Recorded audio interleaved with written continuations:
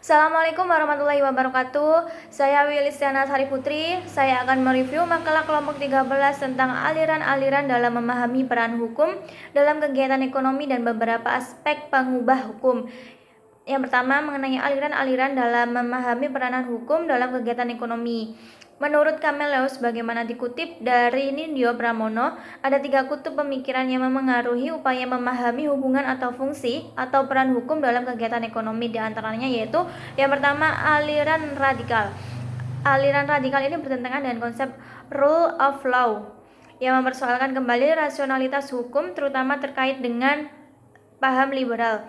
Aliran radikal ini dipelopori oleh Elizabeth Mans, Kerman, dan John Rawls yang mengemukakan asumsi teoritis bahwa ideologi liberal mengagungkan kebebasan baik di bidang politik, hukum, ekonomi maupun sosial budaya. Sebaliknya, pada konsep rule of law atau penegakan hukum justru kontradiktif dengannya, karena membuat pembatasan, memberikan sanksi dan sebagainya. Bagi masyarakat kapitalis, konsep rule of law dianggap sebagai mitos dan tidak punya dasar ideologis. Masyarakat liberal hanya memerlukan rule, bukan rule of law atau hukum.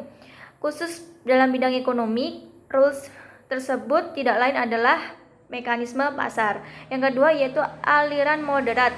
Aliran ini dipelopori oleh Solum, Clark, Dalton, dan Duhnet beranggapan bahwa mempertentangkan hukum dengan ideologi liberal yang mengagungkan kebebasan berkontrak. Selain terlalu radikal, juga tidak realistis. Sebab itu tidak ada satu negara pun di dunia yang mengesampingkan hukum sebagai karena alasan ideologi. Yang ketiga, aliran yang menekankan pada norma perspektif tentang hubungan hukum dan ekonomi. Aliran ini mengemukakan asumsi bahwa regulasi di bidang ekonomi telah melahirkan aneka norma perspektif.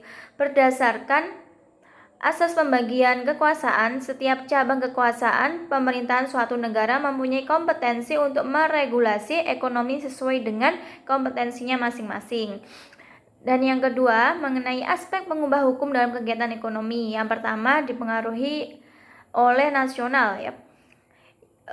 Di antaranya ada sosial budaya sebagai aspek pengubah hukum, yang kedua ada ekonomi, yang ketiga politik, dan yang keempat supremasi hukum, kelima pendidikan, keenam construction of jurisprudency, dan yang ketujuh keadaan genting dan memaksa.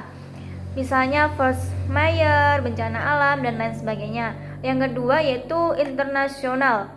Di antaranya ada globalisasi yang ditunjukkan dalam kemajuan iptek di beberapa bidang. Yang kedua kesepakatan internasional, yang ketiga kesepakatan regional, dan yang terakhir kesepakatan multilateral atau global.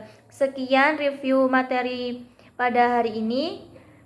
Sekian, kurang lebihnya saya mohon maaf. Wassalamualaikum warahmatullahi wabarakatuh.